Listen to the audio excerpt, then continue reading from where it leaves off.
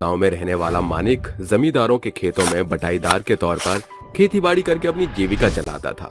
परिवार में केवल मानिक और उसकी बेटी गिन्नी रहा करती थी। गिन्नी काफी रूपवती और संस्कारी थी, लेकिन कहते हैं ना, हर इंसान में कोई ना कोई खामी होती है। दरअसल गिन्नी की गर्दन एकदम ना के बराबर थी, जिसके चलते उसे गांव के लोगों की जली कुटी बातें सुननी पड़ती थी। अरे देखो सहेलियों, बिना गर्दन वाली गिन्नी चली आ रही है। हाँ, क्या हो रही गिन्नी, तुझे हमारी बातों से फर्क नहीं पड़ता क्या? बिल्कुल नहीं, क्योंकि कोई भी शख्स अपने आप में पूरी तरह से पूरा नहीं। ईश्वर ने हर इंसान में कुछ न कुछ कमी जरूर दी है, ताकि इंसान घमंड से अपनी बोही न चढ़ाए। गर्दन भले ही चिन्नी सी है तेरी, लेकिन जुबान गज भर लंबी। वो सभी गिन्नी की छोटी गर्दन की खिल्ली उड़ाकर चल देती हैं। गिन्नी उदास मन से घर लौटती है, जहाँ उसका पिता कहता है, अरे गिन्नी बिटिया, तेरी आंखें नम क्यों हैं? कुछ नहीं पिताजी, शायद आँख में कचरा चला गया होगा। बिटिया, भले मैं तेरा पिता हूँ, लेकिन तुझे माँ बनकर पाला है। तेरी कम गर्दन तेरी खुशियों की राह का रोड़ा बनकर रह गई है। एक रोज सुखपाल नाम का एक व्यक्ति उसके घर दस्तक देता है।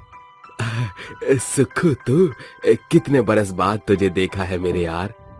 अरे बस पूछ मत, ब्याह का हुआ ससुरा जेल के कैदी बनकर रह गया था। दोनों ने जवानी से बुढ़ापे की डगर में कदम रख दिया था। एक संग काशी चलल अबही की बाकी है मनु। अरे गिन्नी बिटिया, जल्दी से चाय पानी का बंदोबस्त कर। कुछ ही पलों में गिन्नी हाथ में चाय नाश्ता लेकर बाहर आती है, जहां मालिक परिचय देते हुए कहता है, सुखलाल, यह है मेरी बिटिया, और बिटिया यह है मेरा जिगरी यार। गिन्नी मुस्कुराकर सुखलाल के पांव छूकर आशीर्वाद लेकर रसोई के भीतर चल देती है। फिर सुखपाल कहता है, मनु, ये तोहार बिटिया है? हाँ सुखू, कई रिश्ते तलाशे बिटिया की खातिर, लेकिन कम गर्दन के चलते बात कट जाती है। मनु, तुहार बिटिया हमके आपन बिटवा के वास्ते भाग गई है। रूप से रागिनी, स्वर से सरस्वती, गुणों से भरी पूरी, एकदम ऐसा ही बहुरिया की तलाश थी हमका। ये सुनकर मानिक फूला नहीं समाता और कहता है, मैं शब्दों में बयान नहीं कर सकता कि किस कदर तूने इस जवान बेटी के बाप की चिंता खत्म कर दी। खुशियां तुम्हारी अखीन के झरोखे से फुटकर बहत है मनु। दोनों के घरों में शहनाइयों की गूंज के साथ शादी की धूम धड़ाक मची हुई होती है। मंडप में खड़े दूल्हा दुल्हन को देख हेमलता हंसी उड़ाती हुई कहती है, अरे सुखलाल भाई साहब, क्यों भरे समाज में व्यंग का पात्र बन रहे हो? दुनिया की सारी भली चंगी लड़कियां मर गई थी, जो ये बिन गर्दन वाली लड़की को अपने चांद से बेटे के पल्ले जबरन बांध रहे हो। हेमलता, तुम शुभ काम में अपन निमकौड़ी मुंह बंदी नहीं रख सकत हो। अरे तू खाड़ काहे है? बहू के गले में वरमाला डाल। अरे कहाँ डाले वरमाला?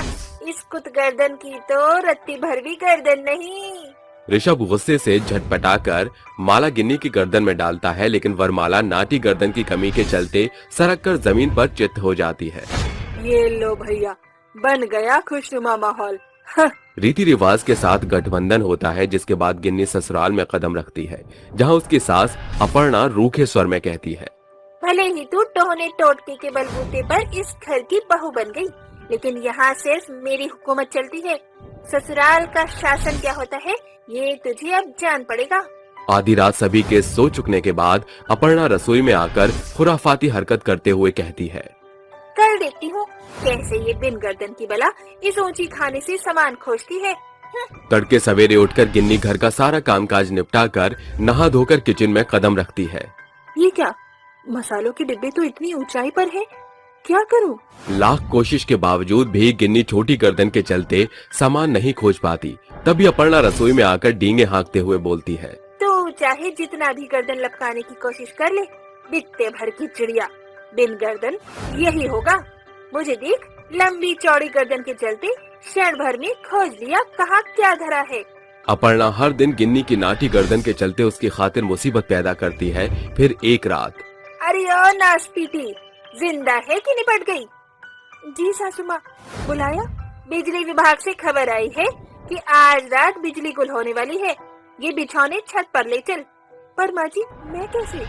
अरे मैं तो भूल ही गई थी, तेरी तो गर्दन ही गुल है। अपर्णा एक बार फिर गिन्नी की गर्दन का मजाक बनाती है। आधी रात सभी नींद में डूबे होते हैं, तभी गिन्नी की गर्दन एकदम से लंबी हो जाती है। सवेरे सभी ये देखकर चकाचौंध रह जाते हैं। अरे ये क्या भला है? एक ही रात में तेरी गर्दन जिराफ की जैसी लंबी कैसे हो गई? माँ, इसकी लंबी गर्दन के चलते मैं इसके आगे छोटा हो चुका हूँ। ऐसे तो गांव देहात में मेरी खिल्ली उठ जाएगी। बहुरिया, इनकी दकियानूसी बात छोड़, तू चल हमारे संग। सुखलाल उसे लिए डॉक्टर के पास दौड़ता है, जहाँ डॉक्टर उसकी घंटों जांच पड़ताल करके कहता है, देखिए, चिंता की कोई बात नहीं है। ऐसा किसी किसी के संग होना लाजमी है। कुछ लोगों की लंबाई उम्र के साथ, मगर किसी की उम्र गुजरने के बाद बढ़ती है। गिन्नी की एकदम से बड़ी गर्दन इसी का लक्षण। अस्पताल से आते ही गिन्नी को जोरों की भूख जान पड़ने पर वो खाने पर टूट पड़ती है, जिसे देख अपर्णा कहती है, अचानक इसमें भूत तो सवार नहीं हो गया? देखो कैसे भूखे जानवरों की तरह जुगाली किए जा रही है। अब हर दिन के साथ गिन्नी की गर्दन लंबी होती जा रही थी, जिसे देख अपर्णा गुस्से से तिलमिलाते हुए कहती है, बेहिसाब खा खा कर मेरी ये लंबी गर्दन वाली बहू घोड़ी हुए जा रही है। आज इसे मजा चखाना ही पड़ेगा। अपर्णा रसोई घर के दरवाजे पर ताला लगा देती है।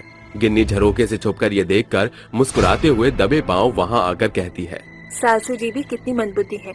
उन्हें क्या लगा कि ऐसे कद्दू तरकीब से वो मुझे रोक लेंगी? गिन्नी रसोई घर की खुली खिड़की से अपनी लंबी गर्दन अंदर घुसाकर सारा खाना सफा चट कर जाती है। तभी सरोजा के घर में हुड़दंग मचता देख वो उनके घर जा धमकती है। अरे सरोजा काकी, क्या हुआ? इतना शोरगुल क्यों? बहू, ना जाने मुआ एक जहरीला सांप मेरे घर में आ घुसा और छज्जे पर कुंडली मारे बैठा है। गिन्नी चालाकी से अपनी लंबी गर्दन उठाकर छज्जे के कोने में बैठे सांप को आहिस्ते से पिटारे में बंद कर देती है। घबराइए मत, खतरा टल चुका है। शुक्रिया बहू, तेरी लंबी गर्दन के चलते हम सभी की जान बच गई। अरे ऐसा भी कौन सा बड़ा तीर मार लिया इसने? ज्यादा वाहवाही न करो, वरना कहीं यही अपनी लंबी गर्दन हवा में न उड़ने लगे। जानबूझकर गिन्नी की जलोकड़ी सास उसे नीचा दिखाती है। एक रात गांव में दो चोर घुस आते हैं, जिनकी आवाज सुनकर गिन्नी की आंख खुल जाती है। ये देर रात किसकी बुदबुदाने की आवाज है? अरे मंगल, सुना है कि ये गांव काफी मालामाल है, तभी तो हम जैसे चालाक चोर इसको कंगाल बनाने आए हैं। अच्छा, तो ये दोनों चोर चोरी के इरादे से आए हैं। मुझे कुछ करना होगा। चोर शातिरता से सभी के घरों से हाथ साफ करके भागने लगते हैं। झाड़ियों के पीछे छुपी गिन्नी उन्हें आता देख अपनी लंबी गर्दन बढ़ाकर उन्हें रंगे हाथ पकड़ लेती है।